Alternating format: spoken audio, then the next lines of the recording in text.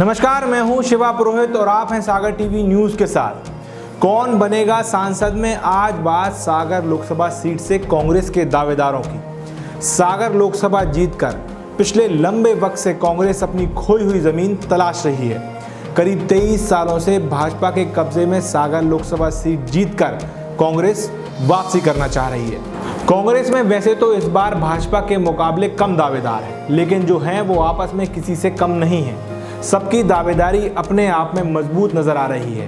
तो आइए नजर डालते हैं सागर लोकसभा सीट से कांग्रेस के दावेदारों पर। सागर लोकसभा सीट से कांग्रेस के दावेदारों में सबसे पहला नाम आता है प्रभु सिंह ठाकुर का। सागर लोकसभा की बीना विधानसभा से विधायक रहे, फिर मंत्री भी बनाए गए।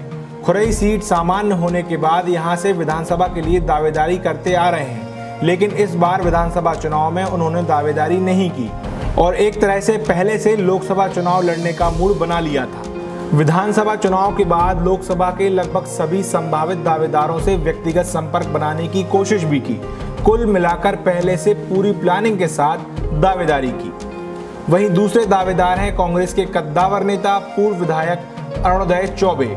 मध्य प्रदेश विधानसभा चुनाव में सबसे चर्चित सीट खुरई विधानसभा के चुनाव में मुकाबला उस वक्त के गृह मंत्री भूपेंद्र सिंह से हुआ। हालांकि वो चुनाव हार गए, लेकिन मुख्यमंत्री कमलनाथ के करीबी हैं। इस कारण राजनीतिक गलियारों में चर्चा है कि दावेदारी मजबूत है। अरुणोदय चौबे दबंग और स्पष्टवादी नेताओं में आते हैं। उनकी उम्मीदवारी भाजपा के लिए सबसे कठिन मानी जा रही है। इसके अलावा पूर्व मंत्री सागर नगर के पूर्व विधायक प्रकाश जैन भी दावेदारों में हैं। लंबे वक्त से चुनावी राजनीति में लौटने की कोशिश कर रहे हैं। कमलनाथ के खेमे से हैं और उनके मुख्यमंत्री बनने के बाद ऊर्जा का संचार फिर से हो गया है। इसके अलावा कांग्रेस नेता भूपेंद्र गुप्ता का नाम भी मजबूत दावेदारों में बताया जा रहा है। भोपाल में रहकर कांग्रेस की राजनीति करते आ रहे हैं। कांग्रेस की सरकार बनने के बाद मुख्यमंत्री के ओएसडी बने। खास लोकसभा चुनाव को देखते हुए पद से इस्तीफा देकर आए। भूपेंद्र गुप्ता उन नेताओं में शुमार हैं जिनकी कही हुई किसी भी बात को हल्के में नहीं लिया जा सकता।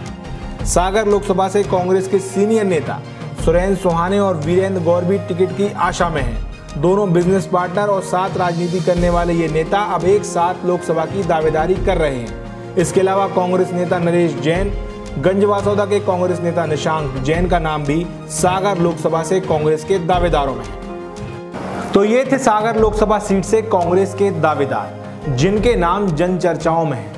बुंदेलखंड की दूसरी लोकसभा सीटों के दावेदारों पर जल्द ही अगले एपिसोड में चर्चा करेंगे। तब तक के लिए नमस्कार।